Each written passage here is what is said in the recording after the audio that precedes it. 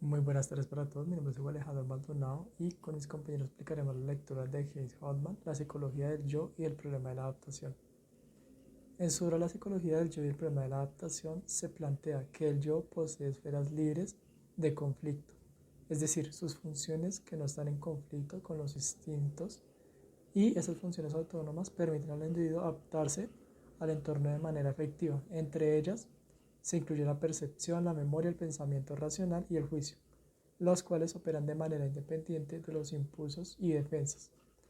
Hoffman enfatiza que reconocer estas áreas del yo es fundamental para entender que no toda actividad psíquica surge de conflictos internos, ampliando así la visión clásica del psicoanálisis y destacando el papel activo del yo en la adaptación, organización de la vida mental. Muy buenas tardes para todos, mi nombre es Hugo Alejandro Maldonado y con mis compañeros explicaremos la lectura de James Hoffman, La psicología del yo y el problema de la adaptación. En su obra La psicología del yo y el problema de la adaptación se plantea que el yo posee esferas libres de conflicto, es decir, sus funciones que no están en conflicto con los instintos y esas funciones autónomas permiten al individuo adaptarse al entorno de manera efectiva. Entre ellas se incluye la percepción, la memoria, el pensamiento racional y el juicio, los cuales operan de manera independiente de los impulsos y defensas. Hoffman enfatiza que reconocer estas áreas del yo es fundamental para entender que no toda actividad psíquica surge de conflictos internos, ampliando así la visión clásica del psicoanálisis y destacando el papel activo del yo en la adaptación, organización de la vida mental. En la adaptación para Harman, la adaptación no es solo un mecanismo defensivo, sino un proceso adaptivo en la que el yo desarrolla habilidades autónomas que fortalezcan la interacción con la realidad. Desde esta perspectiva, el yo se proactivo y creativo con la capacidad de fortalecer funciones adaptativas, lo que tiene implicaciones importantes para la teoría psicoanalítica, como la práctica clínica, al centrar la atención en el crecimiento y fortalecimiento del yo más allá de los conflictos inconscientes. El concepto de armonización se refiere a la capacidad del yo para equilibrar las necesidades internas con las condiciones del mundo externo, promoviendo un ajuste flexible y funcional. Este proceso se relaciona directamente con el principio de realidad, guiando al individuo a actuar de forma que sus deseos y metas se satisfazcan de manera adecuada sin generar conflictos destructivos. En ese sentido, Hartman presenta al yo como un agente activo de adaptación, capaz de desarrollar habilidades y estrategias que optimizan la relación del individuo con su entorno. Desarrollo del yo y la adaptación.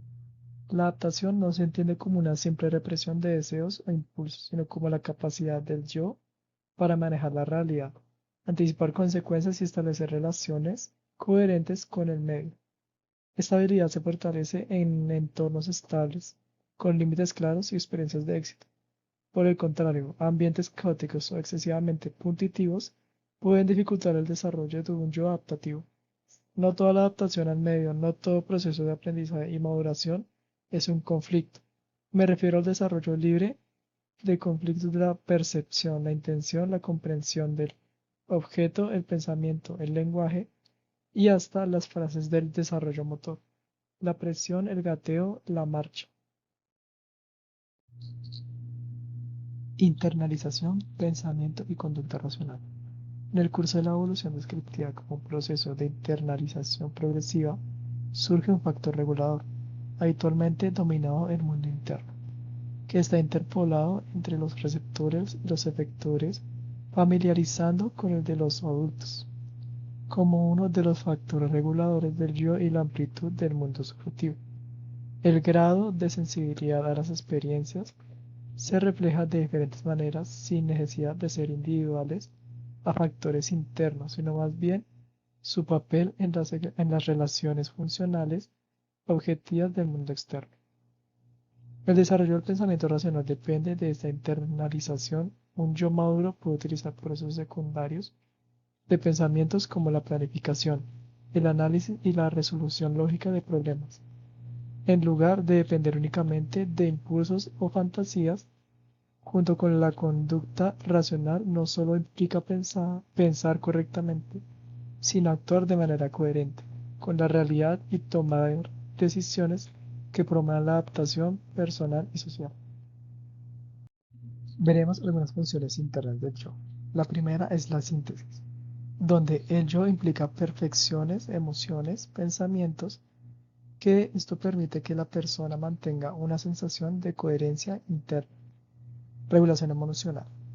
Modula la intensidad de las emociones, evitando relaciones impulsivas y facilita la tolerancia a la frustración.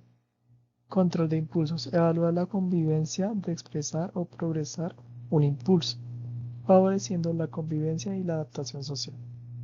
Prueba de realidad. Permite distinguir entre lo que es real y lo que es fantasía, evitando interpretación errónea del entorno, identidad y continuidad del ser. Integra experiencias pasadas y presentes, proporcionando un sentido de unidad personal o a lo largo del tiempo. Planeación y anticipación.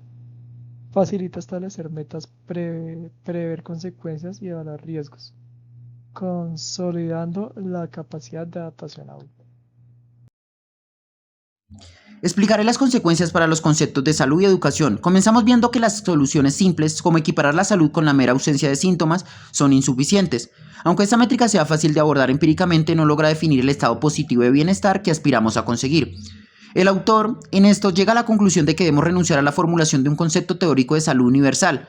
¿Por qué? Porque estamos contaminados por la subjetividad de la Weltanschauung, que es como nuestra visión del mundo, por la moral y por las metas sociales. Si no renunciamos a ellos, correremos el riesgo de imponer nuestras propias creencias sobre lo que es sano a los demás. Además, definir la salud como la antítesis de la neurosis es un error. Este enfoque negativo ignora la esfera libre de conflictos que todo individuo posee y no toma en cuenta que los mismos mecanismos psicológicos pueden ser patológicos o servir para la adaptación dependiendo del contexto, a veces solo por una diferencia cuantitativa. Esta dificultad se extiende al plano filosófico, donde el texto traza una línea clara, donde existe una ilusión humana constante que busca que el conocimiento racional pueda justificar lógicamente los mandatos morales o las metas. El conocimiento no elige nuestro sistema de valores, solo nos ayuda a racionalizar nuestra acción de acuerdo con los valores que ya tenemos. Por lo tanto, ante este callejón sin salida teórico y filosófico, la práctica, especialmente la terapia, tiene que enfocarse en lo alcanzable. O sea, la meta real no es alcanzar una definición utópica de salud, sino un objetivo práctico y tentativo, ayudar a la persona a lograr una mejor síntesis y una relación más activa con su ambiente. En tanto a los automatismos preconscientes, el texto que hemos analizado nos invita a cambiar el enfoque desde la motivación de la acción hacia la acción en sí misma. Como el corazón de los procesos de adaptación, el primer desafío que enfrentamos es que no siempre podemos determinar con precisión el realismo de las acciones de un paciente. De hecho, el concepto de realismo mismo es equívoco, pues una acción puede ser realista en su intención o en su resultado al favorecer la relación con el mundo. El tema central más, sin embargo, son los automatismos preconscientes.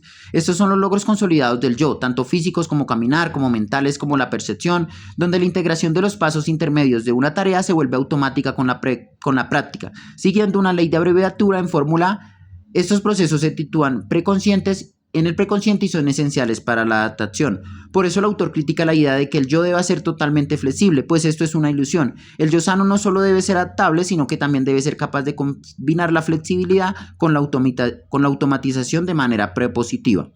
La salud incluso implica la capacidad de ceder a imperativos, es decir, de acatar la necesidad de actuar de cierta manera, como suspender temporalmente ciertas funciones del yo en momentos cruciales.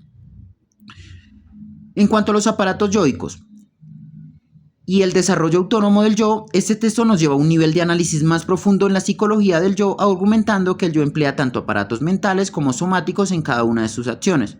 El autor sostiene que la noción de aparato es una estructura y una forma, es especialmente adecuado para describir los automatismos preconscientes y es esencialmente una raíz del yo mismo. El estudio de estos aparatos es fundamental si queremos desarrollar una psicología completa del yo iniciada por Freud, especialmente si examinamos la esfera libre del conflicto del yo, es decir, aquellas funciones que no pueden derivarse simplemente de los impulsos instintivos. Esto nos lleva al concepto del desarrollo autónomo del yo, sugiriendo que el yo no es solo un producto de la lucha contra el ello o el mundo externo. Es vital entender que el individuo no quiere todos sus aparatos a lo largo de la vida, sino que muchos de ellos como la percepción, la motilidad y la inteligencia, son parte de una dotación constitucional o hereditaria que requiere nuestra atención. Al igual que esas raíces constitucionales nos obliga a dejar de ver al yo solo como un agente regulador moldeado por el ambiente. En este desarrollo, la maduración emerge como un factor crucial e independiente del aprendizaje y la experiencia.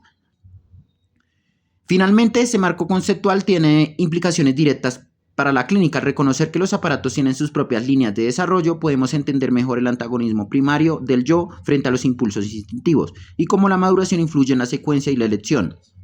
En última instancia, el autor concluye que es imposible llegar a una definición satisfactoria de la fuerza o debilidad del yo, sin tomar en cuenta la naturaleza y la etapa madurativa de estos aparatos yoicos. Gracias.